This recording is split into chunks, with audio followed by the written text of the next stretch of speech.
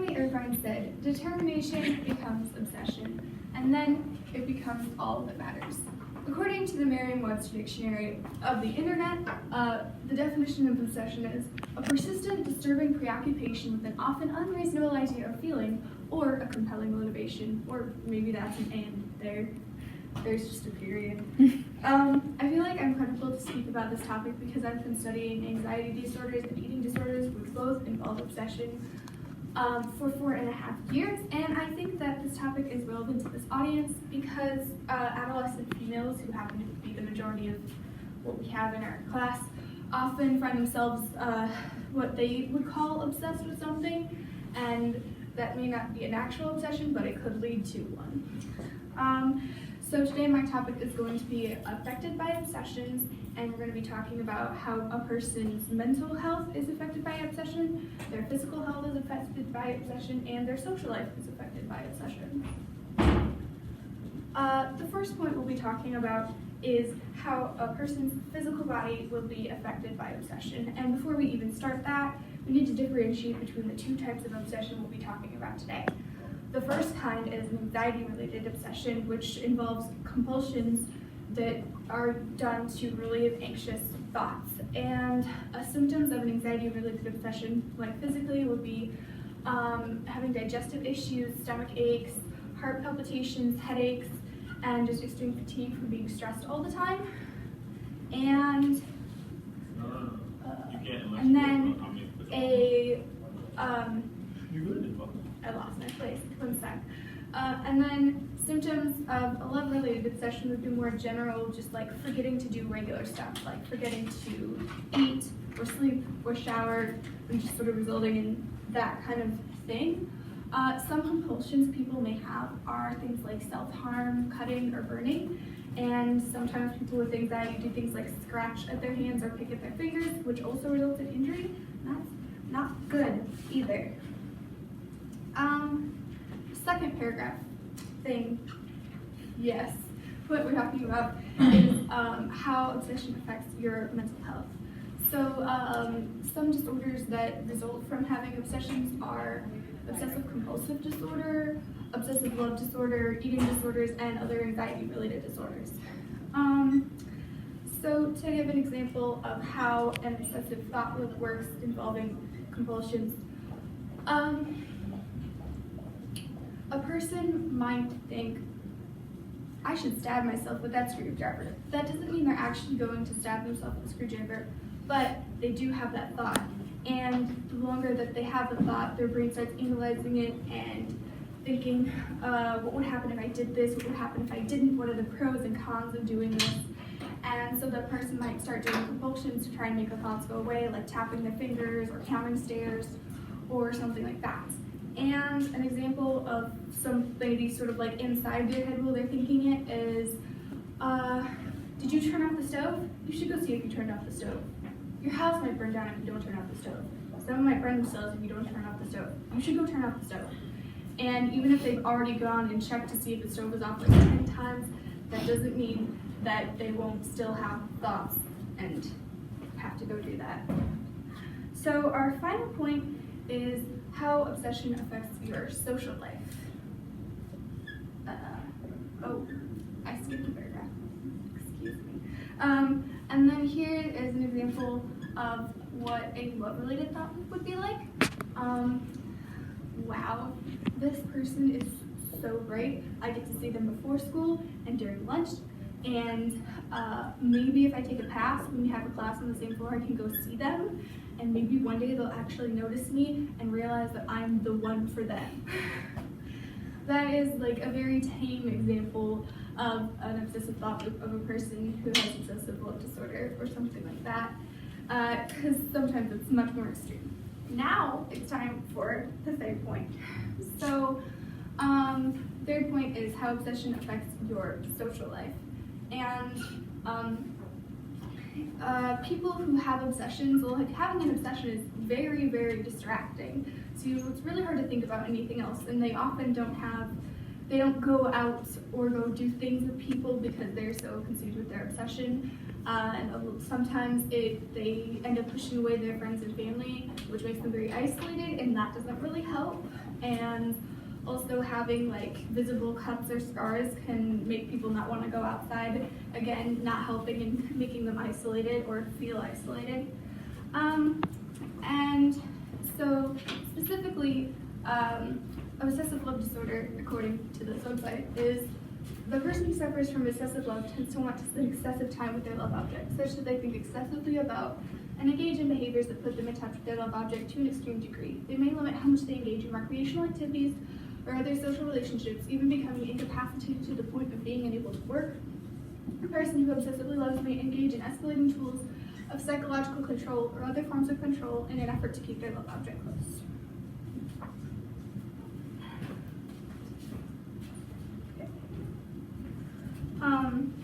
Normally when you hear something like that, the first thing you think of is a guy doing something abusive, but actually women are more likely to have this disorder, but only 0.1% of the world's population even has this disorder, which is less than 7,442,000 people. I think that's the number. But most people who have obsessive love disorder don't really think of it as like being a stalker. They think of it more as like they have this person that they love and they want to keep them safe. And how are they supposed to keep them safe if they don't know where they are and what they're doing all the time? So to conclude, for all of these disorders, there are available treatments, things like medication or different kinds of therapy. John Waters said, "Without obsession, life is nothing." And I feel like that quote could go either way, because for some people that's true, for some people it's not.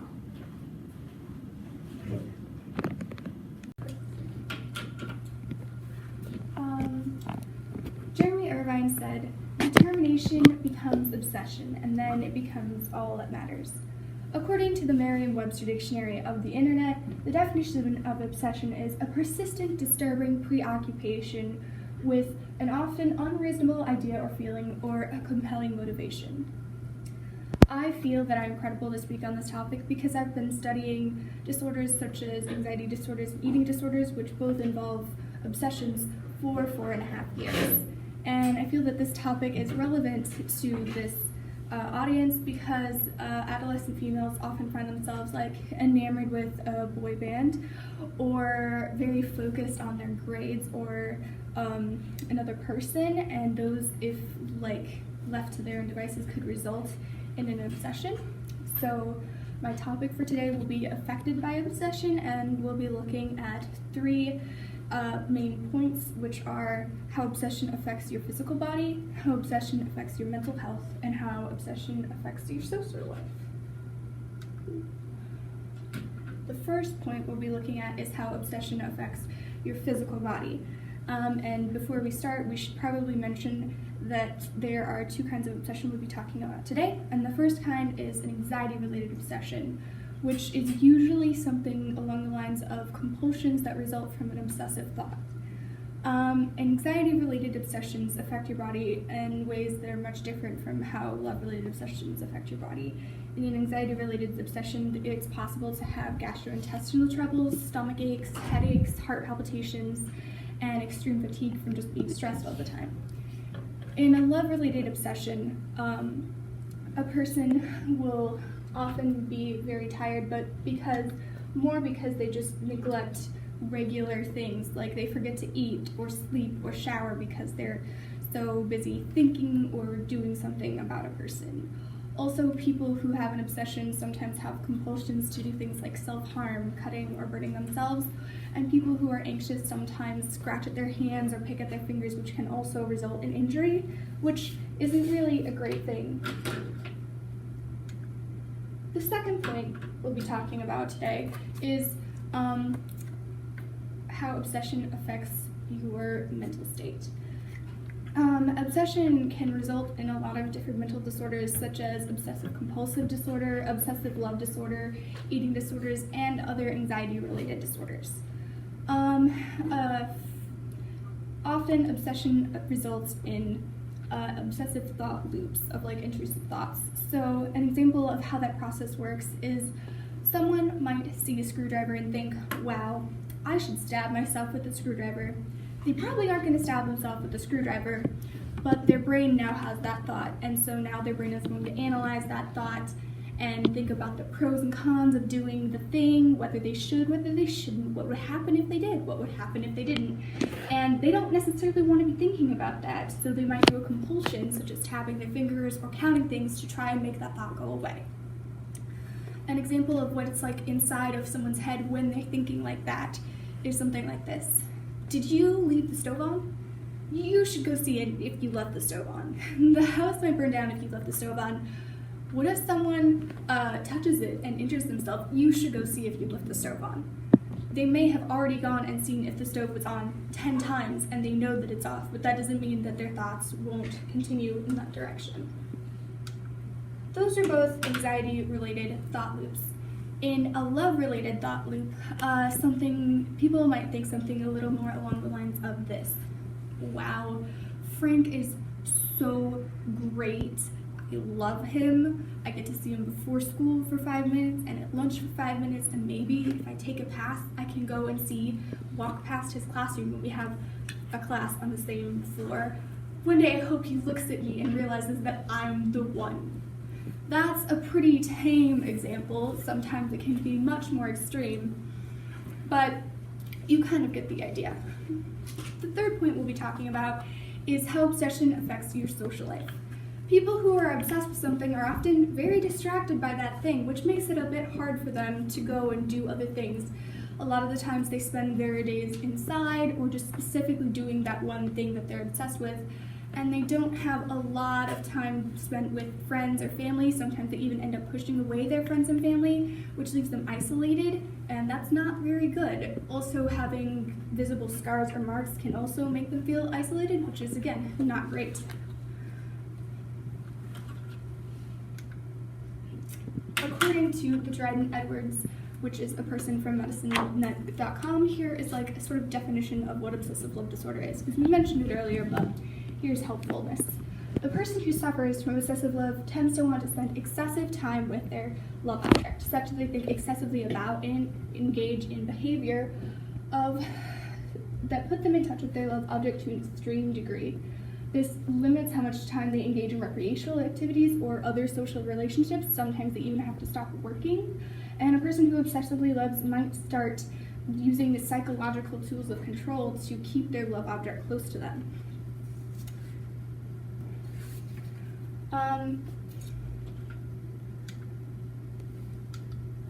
Okay. That paragraph might sound to you something like, most of the time you hear people talking about that when they're talking about a guy in an abusive relationship, but actually women are much more likely to have this disorder. 0.1% of the world's population, and that's less than 7,442,000 people. But most people with this disorder don't think about it like that. They think about it more as, I love this person and I want to keep them safe. But how are they supposed to do that if they don't know where they are and what they're doing all the time? To conclude, we have talked about how obsession affects our lives, our mental health, our physical health, and our social lives. Taylor Swift said, "I have an obsession with knowing the answers to things. When I don't know what happened, it just bothers me, gets under my skin, and I need to write about it." Same.